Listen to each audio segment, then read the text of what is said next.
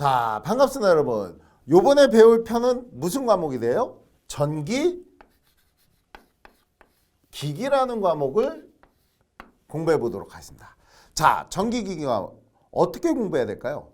일단 이 전기 기기라는 과목을 공부하기 위해서 어떻게 해야 될까라고 하면 꼭 기억해야 될 게 챕터별로 나눠서 공부해야 된다는 뜻이야.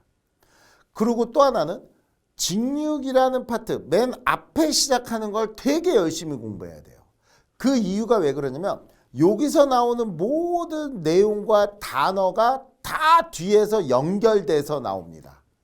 그러니까 가장 열심히 가장 많이 봐야 되고 가장 많이 이해해야 되는 게 직육이 파트야.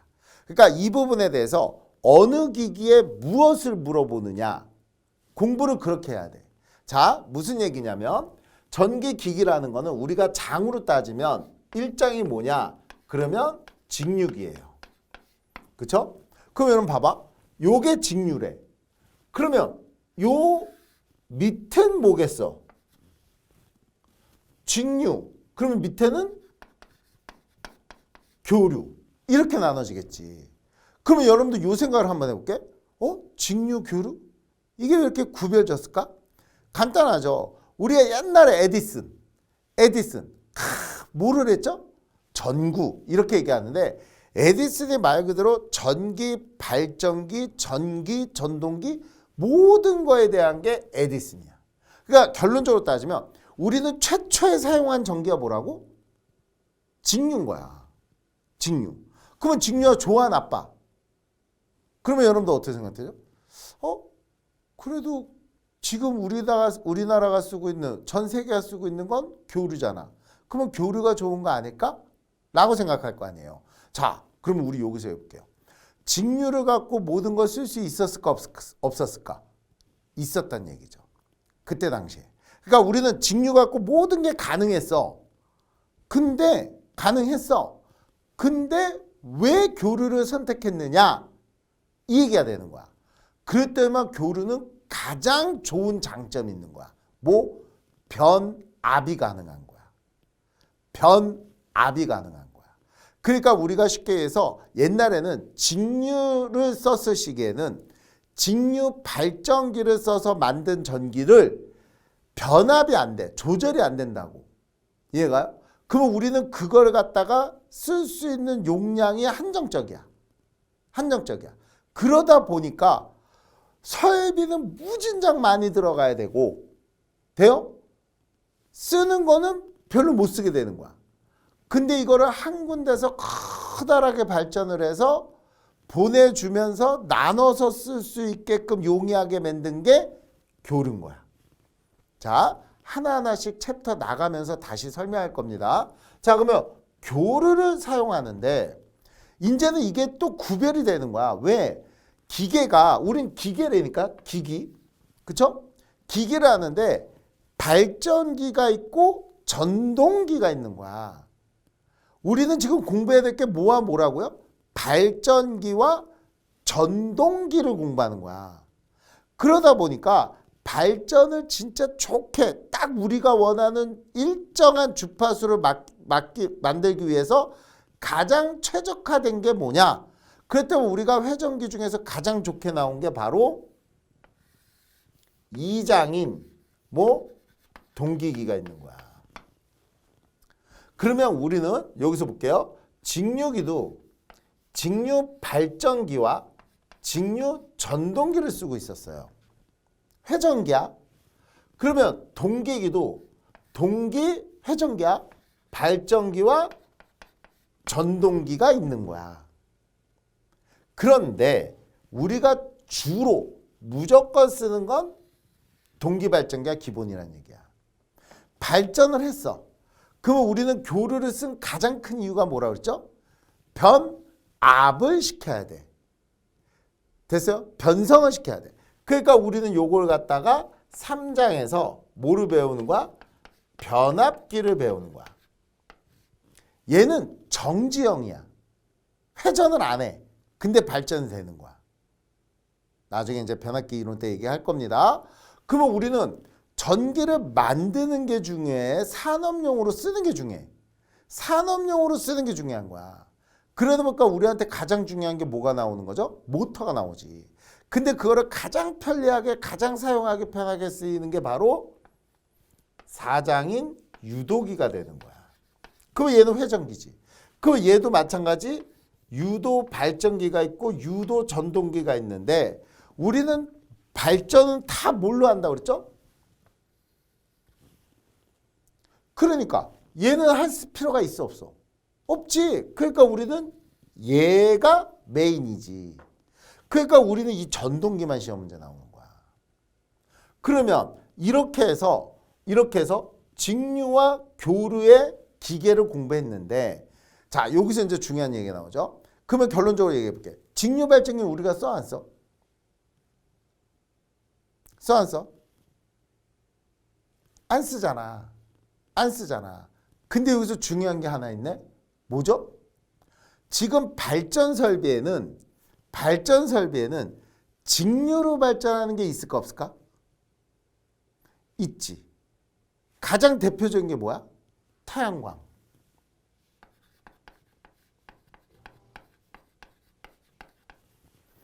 태양광은 직류가 발전되는 거야. 근데 우리는 뭐를 쓰죠? 교류를 쓰잖아. 교류를 쓰잖아. 그러면 발전시킨 직류를 교류로 바꿔서 선로에 연결시켜줘야 돼. 그게 태양광 발전사업소야. 그러면 우리는 이 직류를 어떻게 해줘야 된다고? 교류로 바꿔야지. 그리고 또 하나 봐봐. 우리가 만든 거는 교류라고 그랬지. 그러니까 우리는 교류를 쓴다고 그랬잖아. 그쵸? 근데 우리가 직류도 써 안 써? 여기서 이제 중요한 건 직류도 써 안 써? 직류 모터를 쓰지. 어디에? 일단 가장 대표적인 첫 번째가 전기철도. 우리가 타고 다니는 전철 있죠? 이거 직류 직권 전동기야. 직류로 변성을 해야 돼. 또 우리가 뭐가 있습니까? 충전드릴도 그렇고 한마들이 우리가 쉽게 얘기해서 벽 같은데 산업 현장에서 커다란 드릴로 다다다다다 하면서 벽 뚫는 거 있잖아. 공구리 때리는 거. 그 뒤에 보면 불꽃이 있잖아. 돼요? 그리고 또 하나는 우리가 뭐 배터리 같은 것도 충전해야 되잖아. 근데 우리가 쓰는 건 교류야. 직류로 충전을 해야 하는데. 이해가요? 그러니까 이런 식으로 해가지고 우리가 모든 거를 갖다가 사용하는 건 뭐라고? 우리가 사용하고 있는 교류인데 부하에서 우리는 무슨 부하를 쓸 수 있다고? 요 직류를 쓸 수 있어야 되는 거야. 그러니까 결론은 이렇게 교류를 직류로, 직류를 교류로 이렇게 바꾸기 위한 설비가 있을까 없을까? 있지. 그걸 우리는 또 공부해야 되는 거야. 교류와 직류, 직류와 교류를 변성할 수 있는 우리는 뭐가? 정류기가 필요하다는 얘기야. 이게 5장이지. 근데 이거 말고도 우리가 또 여러 가지 사용하기 위한 여러 가지 기기들이 있다고. 그게 우리가 기타 기기가 되는 거야. 됐습니까? 됐죠? 자, 이렇게 해서 우리가 배우는 챕터가 정리되는 거예요. 챕터가. 그러면 시험 문제 나오는 출제를 좀 한번 우리가 이렇게 분석해 보자. 어디가 얼마큼씩 나오느냐. 그러면 보통 우리가 직류기는 몇 문제 나와요? 그러면 보통 4문제. 동기기 몇 문제 나와요? 그러면 얘도 4문제. 변압기 몇 문제 나와요? 그러면 얘가 4문제. 유도기 몇 문제 나와요? 그러면 얘는 3문제에서 4문제. 이렇게 보는 거야. 그러면 여기 16문제잖아. 그리고 정류기가 보통 2문제. 그러면 이때 기타는 안 나올 때도 있고 한 문제가 나올 때도 있고. 그러면 얘는 거의 신경 쓰지 말아보자고. 그쵸? 그럼 우리 이렇게 하면 총 몇 문제야? 18문제잖아. 20문제 해야 되는데. 이게 회차별로 요번 같은 경우에는 막 봐보면 이런 것들이 더 많이 나오죠. 이게 범위가 이렇게 나오는 거야. 됩니까? 고로 여러분들의 공부는 어디까지가 제일 중요해요 라고 한다면 여기까지는 여러분들 꼭 진짜 열심히 공부하셔야 돼. 꼭. 그러면 결론만 얘기해 볼게. 우리가 기기라는 과목은 몇 점을 맞으면 만족할까요? 내가 전기기사 또는 전기산업기사를 합격하기 위해서 기기라는 과목은 내가 몇 점을 맞추면 다른 데서 이렇게 해서 합격할 수 있어 라는 기준이 될까? 바로 그 5과목의 기준 점수가 돼야 될 게 기기야. 기기는 아무리 못해도 12개는 맞춰야 돼. 12개는 맞춰야 돼. 그러면 12개를 맞춰야 돼? 그럼 여러분들 12개를 다 풀 수 있어야 될까? 아니지. 왜? 여러분들 찍는 거 무시해? 아니야. 일렬로만 찍는 것도 중요해. 그래서 여러분들이 꼭 알아야 될 건 이것들 중에서 절반 10개만 명확하게 풀 줄 알면 이건 정확하게 답 이거야. 이거 정확하게 답 이거야. 이거 정확하게 답이야. 몇 개만 알면 절반만 여러분들이 정확하게 답을 구할 수 있을 정도로만 공부하면 나머지 10개 중에서 가장 적게 나온 숫자를 일렬로 찍어도 2개는 나와. 그 찍는 법은 나중에 이제 또 설명드릴 겁니다. 됐죠? 그러니까 결론적으로 따지면 여러분들 이 전기기기란 이 모든 것 중에서 뭐만 맞추면 된다고? 절반만 맞추면 돼. 자, 그런데 내가 여러분들하고 이 인강에서의 가장 큰 단점은 소통이 불편한 거잖아요. 그렇죠?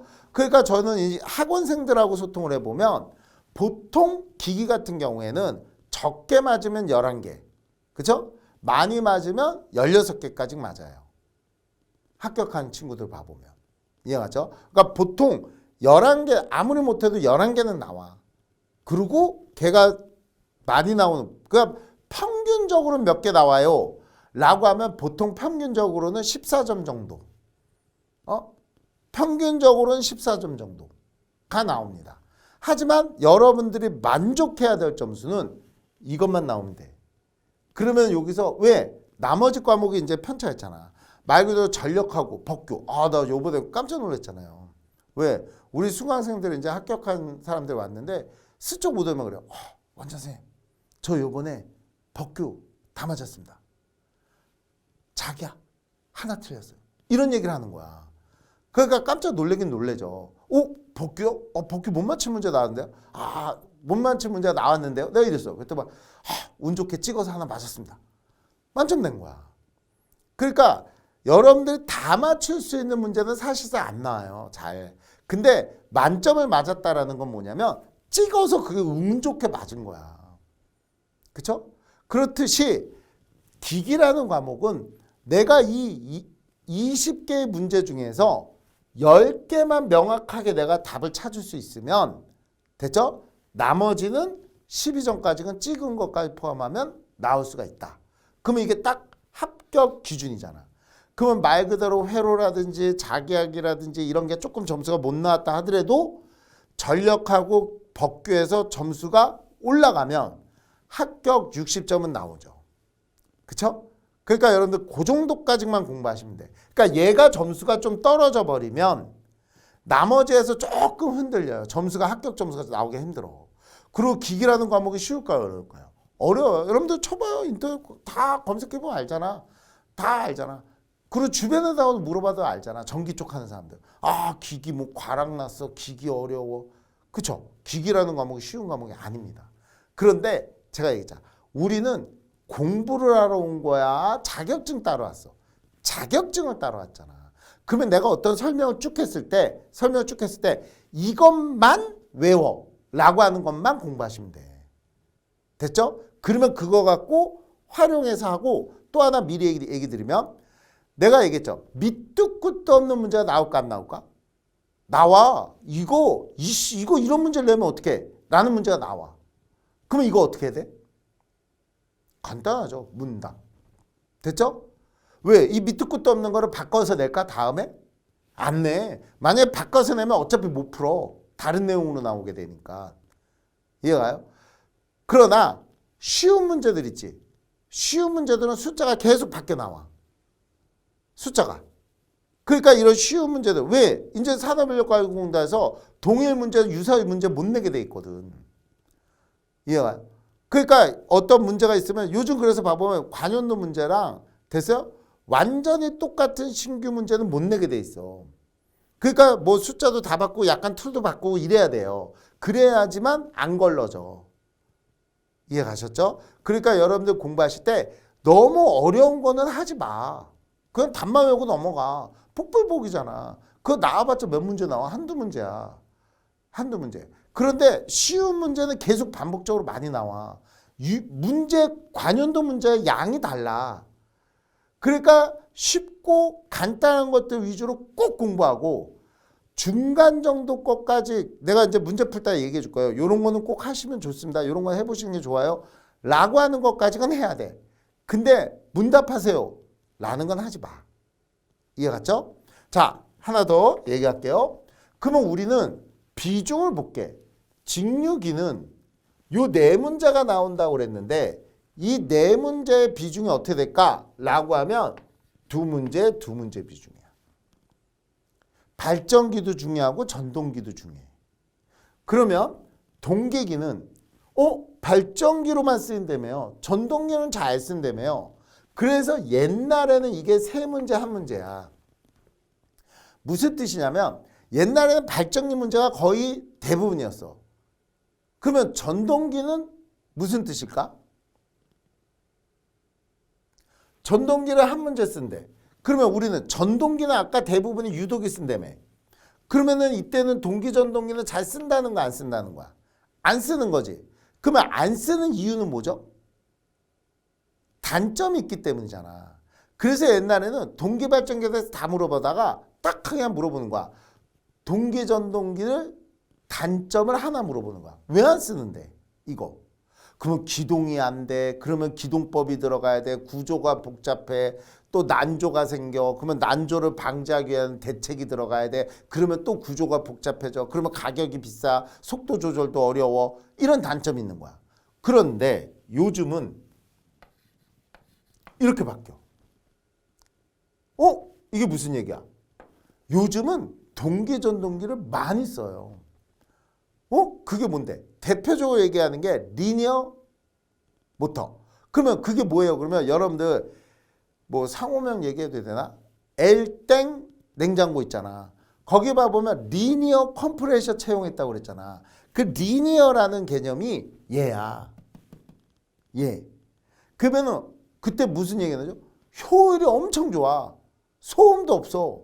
그러니까 얘는 효율과 역률이 100%야. 그러니까 가장 좋은 모터가 뭐라고요? 동기모터야. 동기모터. 근데 가장 좋은 게 동기모터인데 아까 뭐라 했죠? 비싸다고 그랬잖아. 그러니까 비싼 게 좋은 거야. 이해가요? 그래서 우리는 이제는 어떤 장점들이 존재하느냐. 그러니까 V 이상 특성 곡선 같은 것처럼 역률을 조절도 할 수 있고 돼요? 속도 편차가 없으니까 입력과 출력이 같으니까 효율도 100%고 이러한 장점들에 대한 개념도 문제가 나오는 거야. 얘는 그냥 변압기니까 변압기 자체에 대해서 내 문제가 나오는 거고 유도기는 얘는 거의 안 물어봐요. 모든 문제가 다 얘야. 됐죠? 그리고 이때는 옛날에는 정류기가 나왔는데 요즘은 정류회로 의미가 많이 나와요. 쌀이스트를 이용해서 SCR. 돼요? 근데 최근에는 다시 옛날 문제로 회귀를 해서 막 수은 정류기, 회전 변류기 이런 문제가 요즘 좀 나오기 시작했어요. 그래서 여러분들 그 부분만 보시면 되겠고 얘는 여러분들 지금서부터라도 뒤에 있는 문제 한 10문제 정도 그냥 문답하셔도 돼요. 됐어요? 쟤는 문답하세요. 문답. 내용을 알려고 하지 말고. 됐죠? 자, 이렇게 해서 여러분들이 요렇게 배울 예정입니다. 자, 여기까지 전기, 기기에 대해서 한번 다 훑어봤습니다. 여기까지 수고하셨습니다.